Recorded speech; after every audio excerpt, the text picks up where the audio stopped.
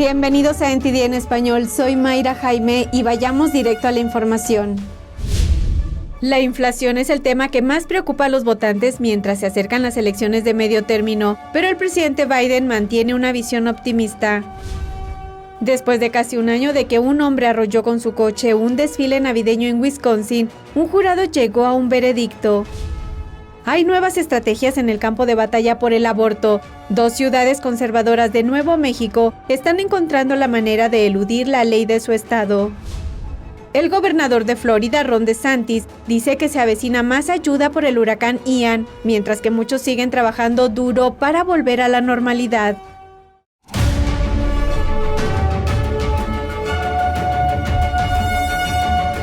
El presidente Biden reconoce que pasará algún tiempo antes de que la inflación baje para la mayoría de los estadounidenses. Las encuestas muestran que la inflación sigue siendo uno de los principales problemas de cara a las elecciones legislativas. Tenemos más información. A menos de 2 semanas de las elecciones legislativas, el presidente Biden trató el miércoles de asegurar a los estadounidenses que la alta inflación no llegó para quedarse. Soy optimista. Va a llevar algún tiempo. Entiendo la frustración del pueblo estadounidense. Biden estaba en un acto donde se presentaban nuevas normas contra las comisiones bancarias. El presidente volvió a culpar a los acontecimientos mundiales del aumento de los precios. Dijo que cree que los estadounidenses están frustrados porque el mundo está en desorden. Saben que la guerra de Putin ha causado mucha tensión a Europa y al resto del mundo y a Estados Unidos. Quieren saber ¿qué estamos haciendo? En septiembre la inflación se situó en el 8.2%, cerca del máximo de los últimos 40 años. El año anterior fue del 5.4%. Los republicanos culpan a Biden y a los demócratas de empeorar la inflación. Citan las políticas de Biden que reducen o demoran la producción de petróleo de Estados Unidos, así como los paquetes multimillonarios de gasto de los demócratas. Una definición de inflación es demasiados dólares persiguiendo muy pocos bienes. Aunque los republicanos también aprobaron grandes paquetes durante la pandemia, los demócratas los aumentaron después de tomar el poder. Más estímulos aumentaron la demanda de los consumidores, pero la oferta no pudo seguir el ritmo. Eso probablemente ayudó a empujar los precios hacia arriba. Cuando la inflación comenzó a subir, Biden y otros funcionarios de la Casa Blanca ignoraron la preocupación de que perduraría y en lugar de desaparecer, la inflación empeoró. Mientras tanto, la Casa Blanca está perfilando su mensaje sobre la economía antes de las elecciones legislativas, promoviendo la ley de reducción de la inflación respaldada por los demócratas y promulgada por el presidente. A la vez muestran a los republicanos como una amenaza para el bolsillo de los estadounidenses. Están tratando de quitarnos los logros que hemos conseguido. Han sido muy claros sobre lo que van a hacer si toman el control, que es guardar el Medicare y la seguridad social en un cajón. Y si hacen eso, la inflación sube. Aunque los precios de la gasolina empezaron a bajar, la inflación sigue pesando en la mente de los votantes antes de las elecciones de mitad de mandato.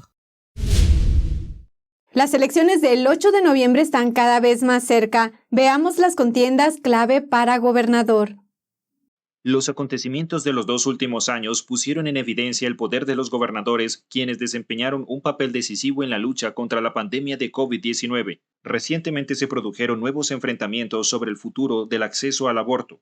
El primer enfrentamiento que examinaremos es el de Katie Hobbs contra Kari Lake, por Arizona. Lake es una expresentadora de noticias de televisión y tiene el apoyo de Trump.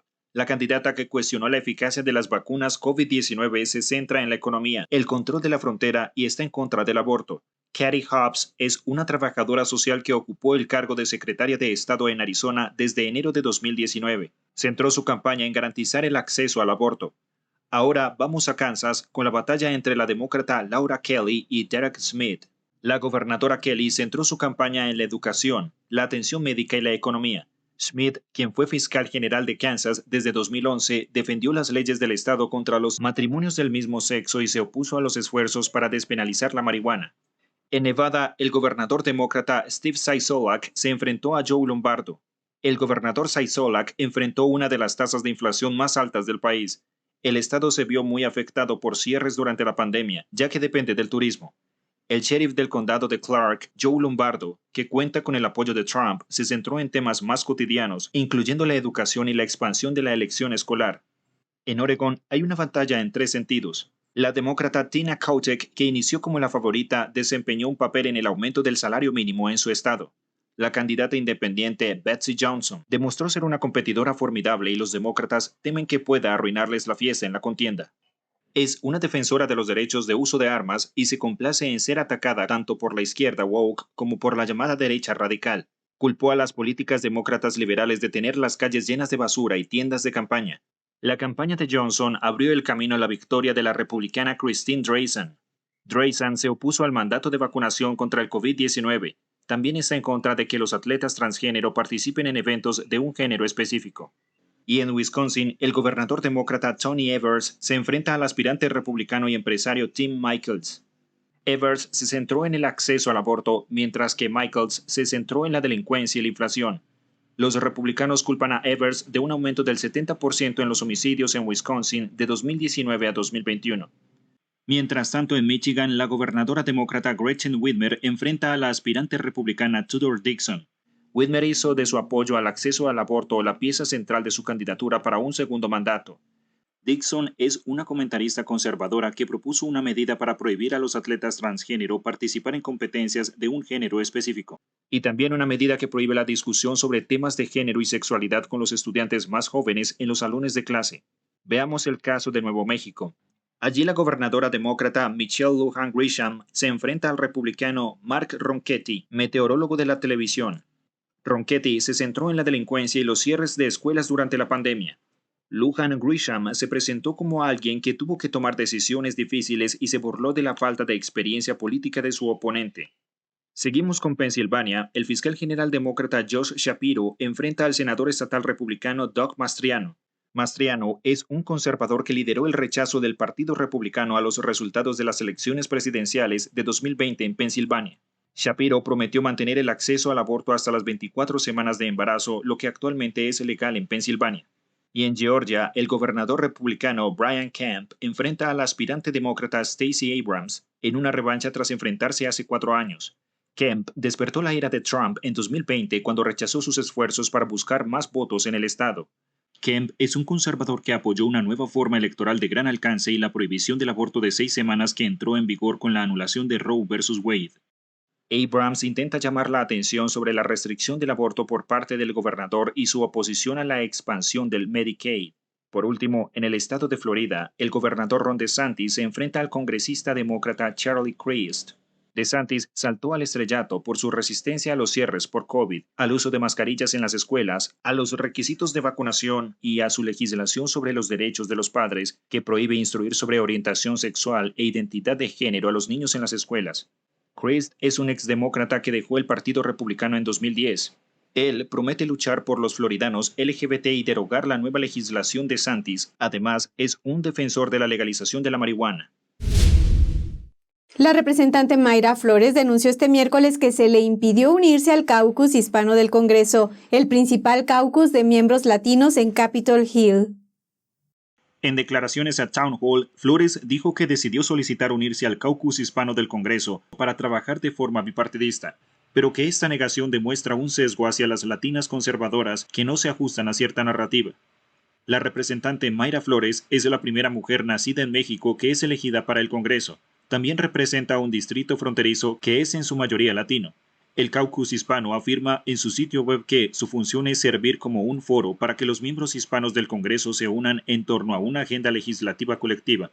Este caucus solía tener miembros republicanos, pero en la década de los 2000 los republicanos decidieron formar la Conferencia Hispana del Congreso.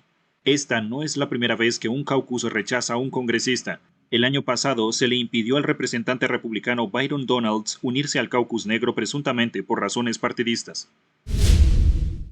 Tenemos novedades sobre el ataque al desfile de Navidad de Wisconsin de hace casi un año. Ayer, Darrell Brooks fue declarado culpable de 76 cargos de homicidio intencional en primer grado. Él fue quien condujo una camioneta contra la multitud. Veamos el veredicto del jurado. Nosotros, el jurado, encontramos al acusado, Darrell E. Brooks, culpable de homicidio intencional en primer grado. Con estas palabras se cerró un terrible viaje que comenzó cuando Darrell Brooks conducía una camioneta roja en medio de un desfile de Navidad en Wisconsin. Mató a 6 personas en su embestida mortal, incluyendo a un niño de 8 años. También hirió a otros 68 asistentes al desfile, de los cuales al menos 18 eran niños. Entre sus víctimas se encuentran varios miembros del grupo de baile de Abuelitas Bailarinas. El juicio estuvo marcado por la insistencia de Brooks en autorrepresentarse en el caso. Tú y solo tú tienes el poder. Tú y solo tú decides lo que es verdad y lo que no lo es. Y por sus frecuentes ocurrencias en la sala de la corte. ¿Fundamentos para sustentar? El registro habla por sí mismo. Siguiente pregunta. ¿Qué es lo que dice el registro? No lo escuché. No es relevante. ¿Cómo es que no es relevante? Sin embargo, la fiscal del distrito de Waukesha, Susan Upper, y el jurado no se dejaron intimidar. Él trató de convertir esto en su historia. Hablemos del señor Brooks y su familia. Y nosotros simplemente volvimos a dirigir el enfoque real aquí, que son nuestras familias, nuestras víctimas, nuestra comunidad y su responsabilidad por esta destrucción. Además del homicidio intencional en primer grado, también fue condenado por 61 cargos de poner en peligro la seguridad de forma imprudente con el uso de un arma peligrosa, junto a 6 cargos de choque fatal y fuga, entre otros. Brooks enfrenta una sentencia obligatoria de cadena perpetua por las condenas de homicidio. Ahora vamos a un breve corte y regresando le tendremos información sobre la ciudad de Nueva York, que mantendrá en vigor la orden de vacunación para los trabajadores municipales a pesar de las declaraciones de la Corte. Regresamos.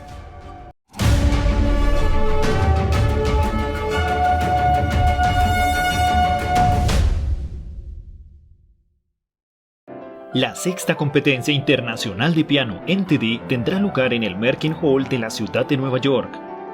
Pianistas de todo el mundo se reunirán para revivir las grandes obras maestras para piano. Acompáñenos en este viaje inspirador. Las semifinales, finales y el concierto de los ganadores estarán abiertos al público y se transmitirán en vivo del 31 de octubre al 2 de noviembre. Compren sus boletos ahora llamando al 212-501-3330.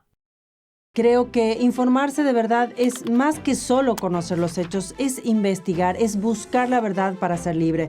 ¿Quieres saber más? ¿Quieres llegar a la fuente? Venga con nosotros al Descubierto, un programa donde no solo compartimos las noticias, sino que también vemos los hechos desde diferentes ángulos y de manera imparcial. Suscríbase gratuitamente a nuestro canal Al Descubierto y usted podrá tomar una decisión informada. Lo esperamos de lunes a viernes en YouTube y en Epoch TV, 19:30 hora del este.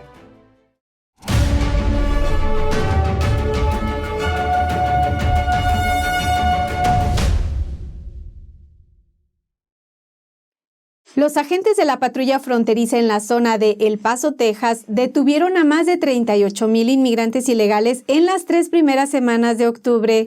Esto supone una media de casi 13,000 personas por semana.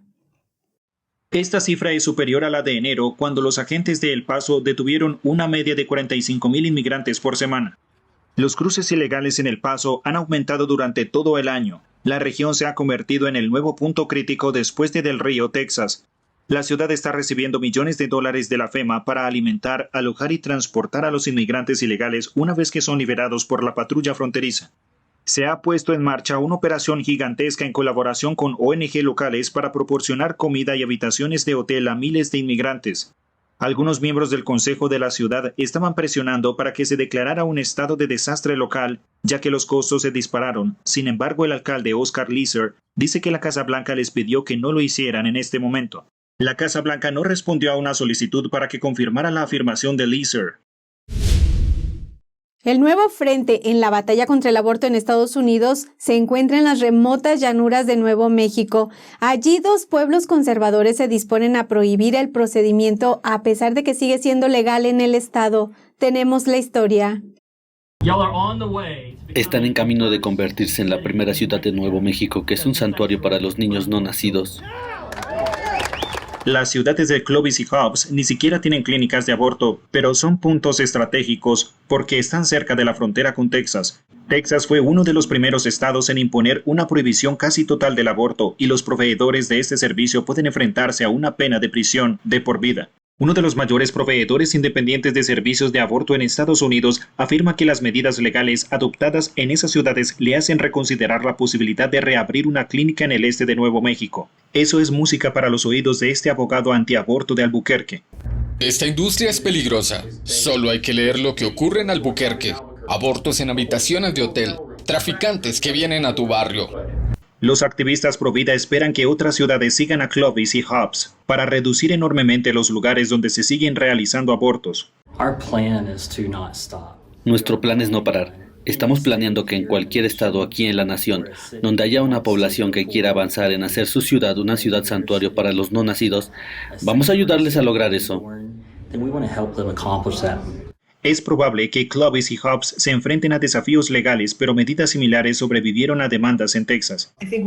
Creo que vamos a ver cómo la lucha por el derecho al aborto se traslada a lo que yo considero nuevas zonas fronterizas, porque perdimos el acceso al aborto seguro en lugares como Texas, Missouri y Mississippi y Alabama. Los activistas del aborto dicen que casos como los de estas dos ciudades de Nuevo México son la consecuencia de la pérdida de las protecciones del caso Roe versus Wade. Muchos estados están en peligro de enfrentar situaciones similares. La estrategia a nivel de ciudad es una idea de un pastor cristiano que también es un abogado conservador que fue asistente del juez de la Corte Suprema, Antonin Scalia, que era un crítico de Roe. Mark Lee Dixon fundó el movimiento Ciudad de Santuario para los No Nacidos en 2019. La afluencia de mujeres de Texas que buscan el aborto y la noticia de que podría abrirse una clínica en sus ciudades es lo que llevó a los pastores en Clovis y Hobbs a acercarse a Dixon. Así que la amenaza es muy real en esta comunidad y sabemos que Salud para Toda Mujer quiere instalarse en la frontera porque quiere conseguir el mayor número de residentes de Texas para abortar aquí mismo, en Nuevo México. Pero la abogada Ellie Rushford dijo que la base legal de las regulaciones de la ciudad son dudosas. Seamos claros, el aborto es un servicio de salud y está altamente regulado en nuestro estado. Dijo que son absurdas las afirmaciones de que los municipios del estado tienen autoridad para impedir el aborto. Tanto Clovis como Hobbs están situadas en una parte del estado mucho más conservadora que las zonas más liberales de Albuquerque y Santa Fe. Los residentes de esta zona se quejan de que su estado está controlado por políticos que no comparten sus opiniones sobre muchos temas. La votación final en Hobbs está prevista para el 7 de noviembre. Una corte declaró inconstitucional la orden de vacunación para los trabajadores municipales de la ciudad de Nueva York. Sin embargo, la ciudad dice que mantendrá la orden en vigor. Hablamos con un experto legal neoyorquino para saber qué pasará a continuación. Un juez de la Corte Suprema del Estado de Nueva York dictaminó el lunes que la orden de vacunación para los trabajadores públicos de Nueva York es inconstitucional. El juez afirma que el comisionado de salud de la ciudad, que forma parte del Poder Ejecutivo, no tiene el poder de imponer dicha ley debido a la separación de poderes. El magistrado también declaró que la ciudad tiene que volver a contratar a los 16 trabajadores de la sanidad que presentaron una demanda y devolver sus salarios atrasados. En su lugar, la ciudad de Nueva York planea mantener la orden. Dijo al The Epoch Times que la ciudad está en total desacuerdo con este fallo, ya que la orden está basada firmemente en la ley y es fundamental para la salud pública de los neoyorquinos. La abogada de Nueva York, Bobby Ann Cox, dice que el caso está ahora en manos de otra corte. Ahora va a una corte diferente, va a ir a la división de apelación que cubre el área de la ciudad de Nueva York. Ese es un panel de jueces, esos jueces son designados, no son elegidos por el pueblo. El juez que anuló la orden de vacunación es republicano. Los jueces que presidirán la apelación los nombra el gobernador, que en Nueva York durante los últimos 20 años son demócratas. La abogada Cox luchó con éxito este año contra los llamados campos de cuarentena del estado de Nueva York implementados por la gobernadora. En el caso sobre los campos de cuarentena y en el caso de la orden de vacunación esta semana, ambos jueces hablaron sobre la separación de poderes. En realidad es una tendencia que estamos viendo no solo en Nueva York, sino en otros estados y ciertamente también a nivel federal, donde vemos que el poder ejecutivo se excede, se extralimita y toma poderes que están reservados para el poder legislativo. Dice que un ejemplo de ello a nivel federal fue cuando la Corte Suprema de Estados Unidos anuló un reglamento de la Agencia de Protección Ambiental de Biden. La agencia forma parte del Poder Ejecutivo e intentó regular las emisiones atmosféricas. La Corte Suprema dictaminó que solo el Congreso puede imponer esas leyes. Realmente es un tema muy importante. La separación de poderes es sobre lo que se fundó nuestro país. Tenemos que mantener estos tres poderes de gobierno, el legislativo, el judicial y el ejecutivo. Añadió que es fundamental para nuestra democracia tener los tres poderes. A un mes del paso del huracán Ian, los sobrevivientes siguen afrontando las consecuencias de la catástrofe. El gobernador de Florida, Ron DeSantis, anunció más medidas de ayuda. Esto es lo que dijo el gobernador. Hoy tenemos varios anuncios. Primero, anunciamos que por primera vez el estado de Florida llegó a un acuerdo con FEMA para acelerar la retirada de escombros en propiedades privadas y comerciales. El gobernador de Florida, Ron DeSantis, afirma que FEMA va a utilizar nuevas tecnologías como imágenes por satélite y más tecnologías para poder evaluar los daños más rápidamente en viviendas y negocios. Dice que esta medida acelerará significativamente el proceso de limpieza y recuperación, señalando que en el pasado FEMA iba de puerta en puerta para evaluar los daños, lo que según el gobernador puede llevar meses. También anunció que FEMA dará alojamiento temporal para residentes de ciertos condados y viviendas en todo el estado para las personas que pueden no ser elegibles para el programa de FEMA. El programa estatal dice que proporcionará remolques de viaje y vehículos recreativos a los floridanos afectados. Esto permitiría a las familias vivir en su propia propiedad si así lo desean, mientras se realizan las reparaciones de sus viviendas. Algunos floridanos ya están viviendo en sus propiedades a pesar de que sus casas fueron destruidas. Dormimos en una casa de campaña una noche porque el generador no servía, entonces tuvimos que dormir en una casa de campaña. Yo nunca había dormido en una casa de campaña, pero fue muy duro un mes después de tener mi casa, mis cuartos y dormir en la calle. Es muy duro. Susana Alario y su familia aguantaron el huracán en un barco en el puerto mientras la tormenta destruía su casa. La gente de Fort Myers sigue trabajando para volver a la normalidad. Muchos se están ayudando mutuamente. Un hombre viajó desde muy lejos para echar una mano. Vine como voluntario desde el estado de Alaska, desde Fairbanks. Hasta ahora ayudé en 5 casas diferentes. Me educaron que en nuestro país debemos ayudarnos mutuamente. Debemos ser buenos vecinos. Cuando ocurre una devastación como esta, la única manera de obtener ayuda es que la gente venga a ayudar. El gobierno no está haciendo nada. La ciudad no está haciendo nada. Estas personas están completamente abandonadas. No tienen la capacidad de arreglar sus casas. Hay una gran población de ancianos aquí. El 86% de esta comunidad son personas mayores. Algunas personas tienen su segunda residencia en esta zona para los meses más fríos del año. Como Diane Risley de Fort Myers, ella dice que muchos residentes no pueden hacerlo por sí mismos. Es muy difícil para estas personas. Algunos de ellos son muy mayores, no tienen ordenadores, no tienen teléfonos móviles. El programa de vivienda de FEMA que el gobernador anunció será para ayudar a los residentes en múltiples condados, incluyendo el condado de Lee, que incluye Fort Myers. Vamos a un breve corte, pero quiero recordarles que se suscriban a nuestro canal de NTD en español, activen la campanita para recibir las notificaciones. Suscríbase a Epoch TV si aún no lo ha hecho, ingresando a es.theepochtimes.com, donde encontrará el mejor contenido en español y sin censura. Regresamos.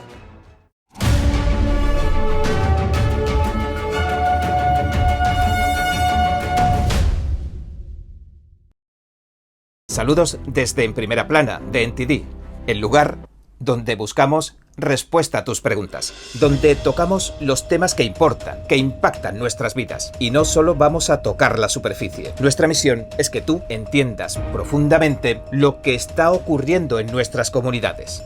Estamos aquí para que no te pierdas lo importante. Míranos en YouTube y en Epoch TV de The Epoch Times en español de lunes a sábado a las 10:30 de la noche, hora del este. Te esperamos. Hasta pronto. A América Latina pode, nesse momento, ser o grande farol para a nova esquerda que nós precisamos criar no mundo. Nós estamos cercados de bandeiras vermelhas. Las preguntas me parecieron demasiado importantes para ignorarlas. Temos outras poucas potências de olho no Brasil. ¿Qué intereses extranjeros hay en esta disputa? Há riscos de ataques de diversas formas e origens. Quise llegar a la verdad de estos hechos y de lo que significa. Virtually every country in Latin America is now going down the Sao Paulo Forum Road, the Workers' Party model. Isso acaba por transformar esses países em narco-estados. É o último bastião da América do Sul. Se cair o Brasil, É perigo muito grave para todas as Américas. One of the most critical elections in world history. It's not just about Brazil. This is about the entire Latin America. This is about the entire Western Hemisphere. And if the Western Hemisphere falls, that's a communist world. So that's the short answer.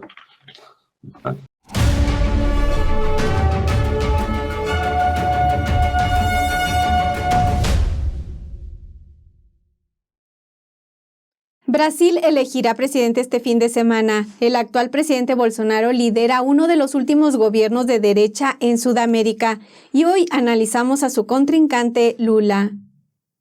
Luis Inácio Lula da Silva, más conocido como Lula, desafía al presidente Jair Bolsonaro en las elecciones presidenciales de este año. Lula, que pertenece al Partido de los Trabajadores, fue presidente de Brasil de 2003 a 2011. Él y el Partido de los Trabajadores se vieron envueltos en dos grandes escándalos de corrupción en los últimos años. Lula acabó encarcelado por cargos de corrupción, pero finalmente fue liberado. NTD habló con Paulo Figueiredo, un comentarista político y periodista de uno de los mayores medios en Brasil. Dijo que los jueces que sacaron a Lula de la cárcel fueron en su mayoría nombrados por el propio Lula o por el Partido de los Trabajadores. Invalidaron todos sus juicios y se suponía que iba a ser juzgado de nuevo, pero según la ley brasileña era demasiado viejo para ser castigado por estos crímenes, así que salió libre. Figueiredo afirma que, tras la liberación de Lula, los medios y otros actores lo volvieron a elogiar. Desde entonces tuvo un gran regreso y ahora es tremendamente popular. La gente decidió, no sé, olvidar lo que sucedió en Brasil. En los años 90, el Partido de los Trabajadores de Brasil puso en marcha el llamado Foro de Sao Paulo, una conferencia de partidos políticos de izquierda latinoamericanos. En él participaron figuras conocidas como Fidel Castro, Maduro y otros. Figueiredo dijo que Lula tiene vínculos muy fuertes con esos líderes cuyas políticas fracasaron en sus países. Predice que lo mismo ocurrirá en Brasil si Lula es elegido.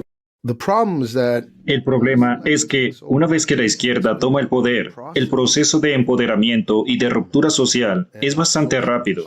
Se necesita mucho tiempo para construir una casa, pero para destruirla, solo se necesitan un par de días. Ya no hay manera de arreglar Venezuela. Probablemente ya no hay manera de arreglar Argentina, porque las relaciones sociales fueron completamente desbaratadas. La gente ya no confía en los demás. También hablamos con Joel Pinheiro, economista y columnista de uno de los mayores periódicos de Brasil. Dice que la historia de Lula como expresidente demuestra que Brasil no cambiará para peor si es elegido. Justo antes de que fuera elegido, había grandes temores de que empujara a Brasil hacia un país populista y de izquierda,